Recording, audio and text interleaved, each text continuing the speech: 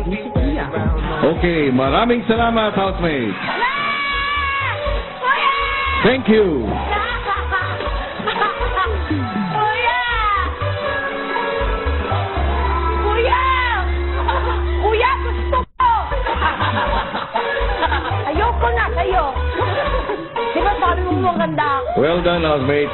Ang gaganda at ang gagwapo niyong lahat. Oh, sige na! Ako ng pangit! Sige na! Hanggang ko na! Na hindi mo na ako mahal. Alis na ako. Ewan ko sa'yo. Ayoko na. Bakit? Niloko mo kasi ako kanina. Anong ginawa ko? Hindi mo dinirekto nang sinabi sa akin na maganda ako. Eh, wala ka talagang sinabing maganda ako. Sa huli, bumampa na rin si Maymay. Kuya! Kuya! Yeah! Ano kaya sa akin? Ang pinaka Ma? tangkad. Hala! Pinaka Ma? boka. Na! Pinaka Ma! payat. Na! Ano ba sinabi ko? Mapayat! Matangkad! Ewan ko. Ano pa yung mga mama? Di ba totoo yung mga yun? Totoo naman, kuya, pero masakit lang walang maganda. Ang Miss Wacky Go Lucky ng Cagayan de Oro, Sir! Maymay! Maymay! Ay!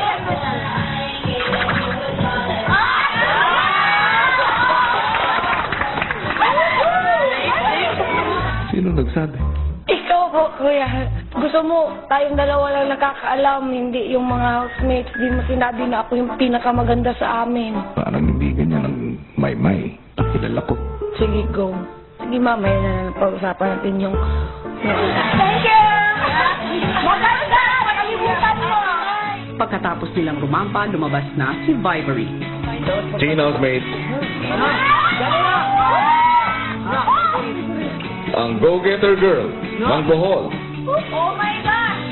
Vivery.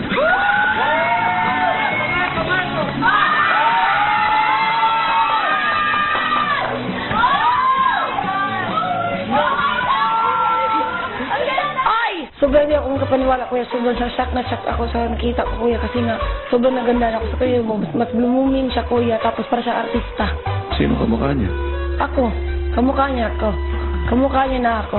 Artista ka ba? Hindi. Maganda.